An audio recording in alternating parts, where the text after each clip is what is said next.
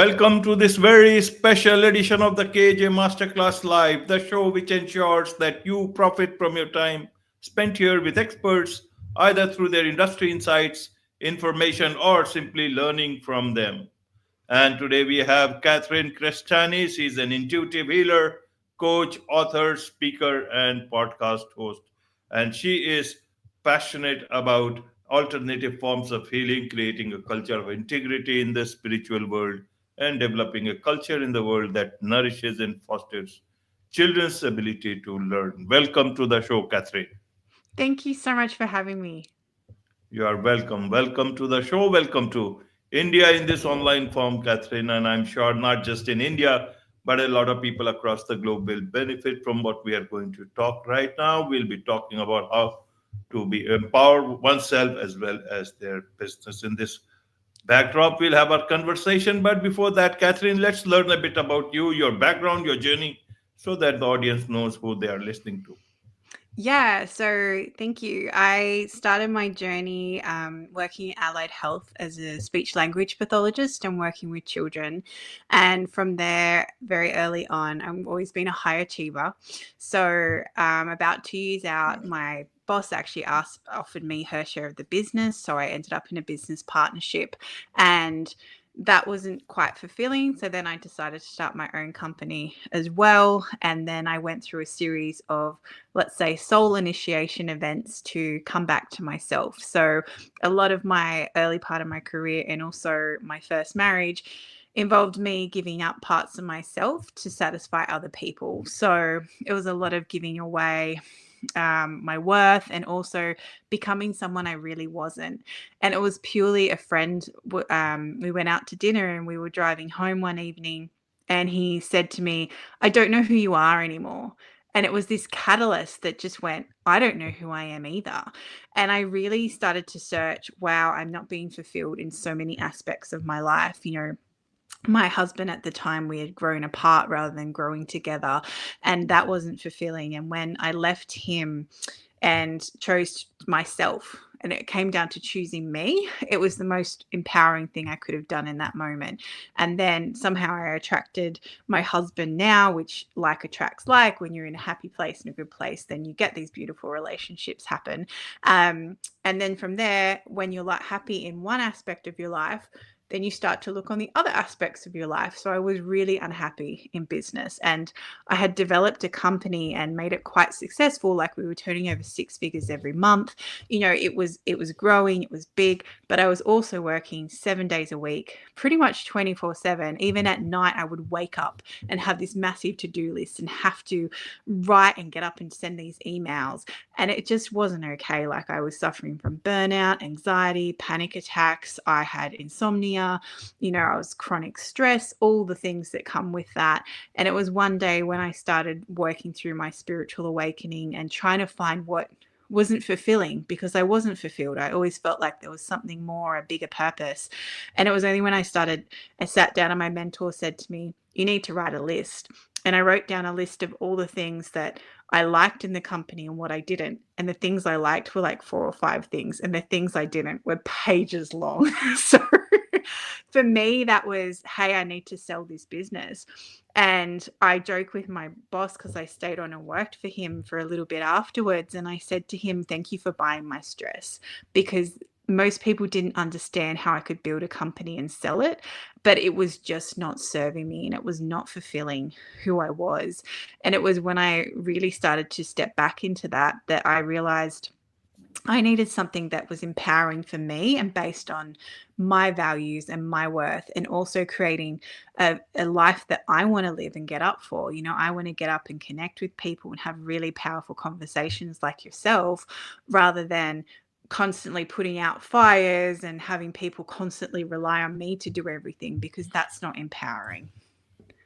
Absolutely, absolutely. So, how did you have this empowering journey to yourself? Because it that is the one which takes the longest. How did you do it from business to healing, and then finding yourself, finding the right kind of life for yourself? A lot of challenges, I have to say. So the first part was when I started to unpack my spiritual journey, it was a lot of aha moments, but it was also a lot of reflective, those dark shadows, and really embracing your flaws. So we always talk about self-love and self-worth, but it's only when you truly pull up your triggers and your flaws and your wounds, because your wounds and your flaws and your triggers are what makes you who you are, but they never go away. And I'm not going to be a person that will say, oh, it gets better, because it doesn't. So, recently I went to submit a book to a publisher, and I'd done all the hard work. I'd written the novel, I'd edited it, and then I was about to submit it, and I went into this self-sabotage moment, where it was like, no, I can't submit this, and all I had to do was write a synopsis and a biography, and it wasn't really that hard, but it was just that moment of that self-doubt and that self-worth that crept back up. But it was because I'd worked so much on myself and really befriended that. Yes, I still had a cry. Yes, I had to power through that. But at the same time, it was me saying, okay, that's me, and I'm going to do it anyway. And I'm still going to push through that. And I'm going to push through the fear. And it's about backing yourself, really. It's about believing in yourself and investing in yourself. And the best thing I did, apart from my spiritual mentor who helped me awaken all these amazing intuitive gifts, like I can work on energy and help with assisting with healing, and I can help people see their highest path and timeline, which is magical. But the next best thing I did was I invested in myself and got myself a coach. And I can't, just someone that empowers you as well and pushes you along and holds you accountable. Because as much as we try and do it ourselves, if we know we're letting someone else down, you're more likely to do it, right? Because you don't want to be, and especially for me, having this, like a grade student and always wanting to get, the best marks and everything, I'm going to do my homework and I'm going to, have someone accountable to. So that empowerment really came from believing in myself again and realizing that I am here and I have value, and we all have value, and we all have a unique thing to share with the world. And that, I feel, is like a very important thing to remember, that we all have something to share and that we all can be the change that we want to see. Absolutely, absolutely, Catherine. So you focus a lot on empowering mothers to find their voice in business. Tell us a bit, how do you do that, and what is it that you help them with? Because and what is the challenge? Because they are quite vocal. Many people can speak well. What is it that you want them to find their voice in? Well, from being a mother myself, the biggest thing is trying to balance it all, right? So you're trying to find time to run your business, be your entrepreneur self. You're trying to find time to still have quality time with your family and be a mum, and then still do all the things that mums need to do, because most of the mums I work with are still running around doing the school runs, doing the cooking, doing the laundry. And it's not taking away from the father's role. It's just they might have a job in the city, and it takes them, they're just not present because that's their ammo at that point, that they have to be in there. So it's really about getting these mothers to also see their value and their worth for those things that we do all the time. We don't actually sit down and put a monetary value to, hey, we do all these things for our family and actually has worth. And just because you're not getting paid doesn't mean it's any less valuable. So a big component of that is realizing that we're enough just as we are, and how we show up in the world is really representative of that. But then helping them create what they want in life. If they want a job where they can just work, or create a career where they just want to work 11 till 2, so they can still do everything, in the school run, and they're still being fulfilled. But also, more importantly, honoring themselves and creating time for themselves, because as mothers, we often forget to look after ourselves and we put everyone else's needs. And if you're a parent, you can probably relate to this. You put your child's needs before your own. You put everyone else's needs before your own. And then you forget about you. But then what happens when you fall apart? So what happens to your health, and what happens to your well-being and your mental health and everything else that comes through that? So, when I'm empowering these women to find their voice, it's about really tapping into what they want and letting them have it all, letting them create this life with the balance of having time and energy and money to be able to create this powerful connection with their family that they want, having this business that they want to create, or however level that might be, if it's a little scale or a global scale. I don't mind. I'm there to empower you into whatever way that you want to show up in the world, and believing in yourself again. And that's the biggest thing. And what I've come through on my journey in running a business and growing that. And I have that insight there to share with them, to help them saying, hey, you could do this and these are some options, but how does that feel for you? Because I'm not going to hold your hand. I'm going to say, okay, let's go, and give you a push out the window, and then have a nice thing down the bottom you can land on, but definitely give you that push that you need. Absolutely. So, uh, which is more empowering? Empowering your soul or empowering your business? Which is more empowering? I feel empowering your soul first, because when you come from a heart led position and a heart led business, it's going to flow. And that's what people resonate with and really connect with. So when you can connect in with your heart and your soul, and you know what your purpose is and your greater motivation, and it is selfish, and I don't like using the word selfish, but if you're not motivated to do it yourself, you're not going to do it from anybody else. So when you're coming from a really soul driven point of view, then your business will take that energy as well and grow from you, because your business is a reflection of you. And if you're not feeling good about yourself, then normally your business isn't doing very well. If you're feeling great about yourself, then your business tends to flourish. Absolutely, absolutely. So you talk about living in the box. A lot of people live in the box, but I want to understand your perspective when you say about living in the box that society creates for us. Yeah, so often people, it keeps coming up when I work with a lot of people and I do sessions with them, that we are so good at putting ourselves in boxes. So we'll ask, often people want to know what qualifications you have, what certifications you have, oh, you're just a mum, oh, you're just a dad, or whatever it might be. And we're so good at putting labels and boxes on each other and being this, like, meant to be this nice fit. And I always joke, because people ask me what I do, and I say, well, it depends what day it is. It depends what time of the day and what I'm actually doing.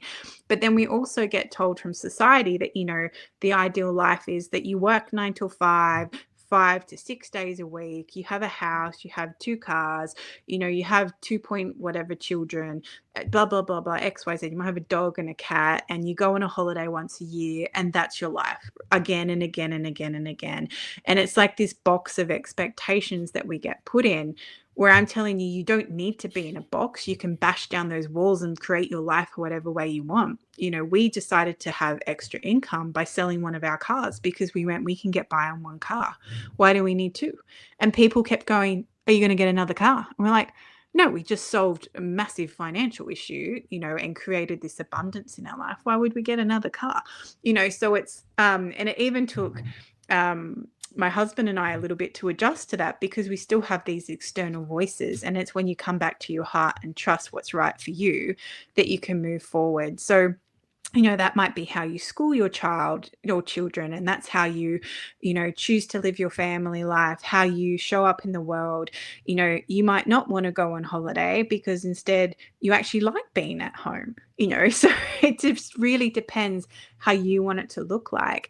And I had a laugh the other day, because I was talking to someone on the phone, and they said, what qualifications do you have to be a coach? And I said, does God and life count?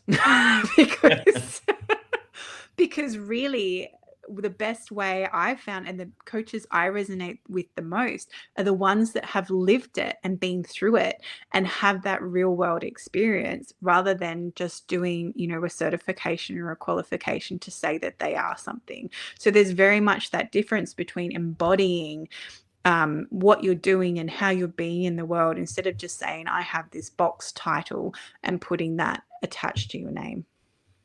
Right, right. So you talk about living a life of intuition and purpose. Now, how do we utilize our intuition in everything, especially women in business? How do they do that?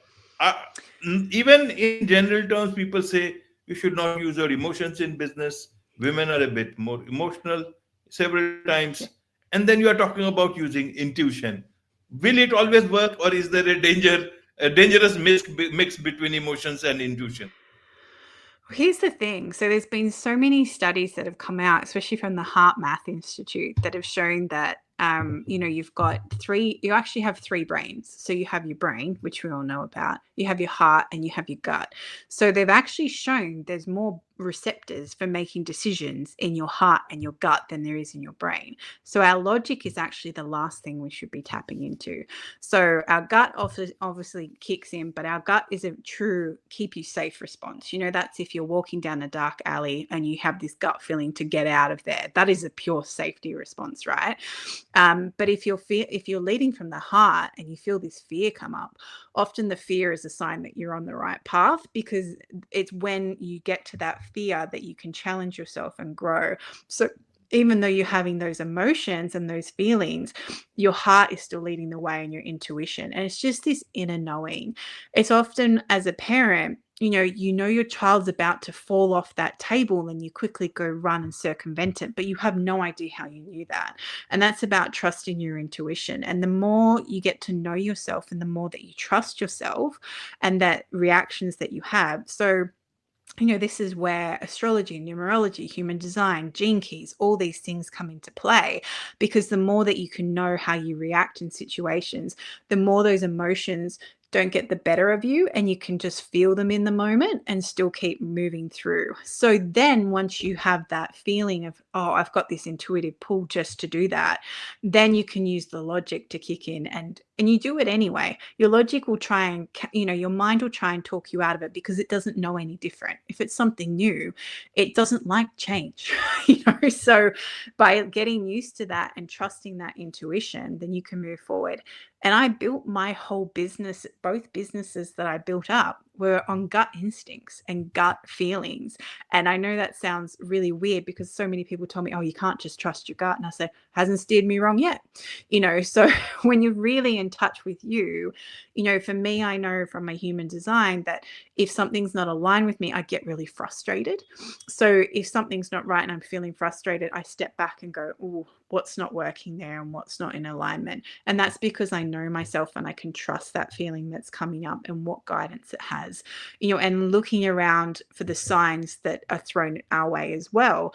If you're looking and asking the universe for guidance, you will get thrown breadcrumbs. You might see repeating numbers. You might see animals again and again and again. You might see people see feathers. I don't really get the feather thing. That's not my thing. But I'm definitely for numbers and for looking for animals and things like that, or messages will keep coming up. If you're meant to hear something, you'll all of a sudden hear the same thing again and again and again, right? Because you're meant to know that and meant to tune into that. So that's part of your intuition as well, being open and ready to receive and asking the universe for that guidance and help as well. Absolutely, absolutely. There's much to learn, understand about all these things, Catherine, and I'm sure a lot of people would want to connect with you, learn more from you, about your podcast, Below Healing Matters podcast. What's the best way for them to connect with you? Yeah, the easiest way is probably to jump on my website, which is willowhealing.org. There's an app you can download, but it's also got links to Instagram, to my Substack, which is my newsletter, to the podcast, to everything on there. So it's got some really beautiful free offerings as well that people can tap into just to start their journey of healing and intuitive and to really empower and trust themselves again. Wonderful. With this, it's a wrap on this very special edition of the KJ Masterclass Live. Thank you so much indeed for joining us. Thank you for having me. It's been a pleasure. Thank you.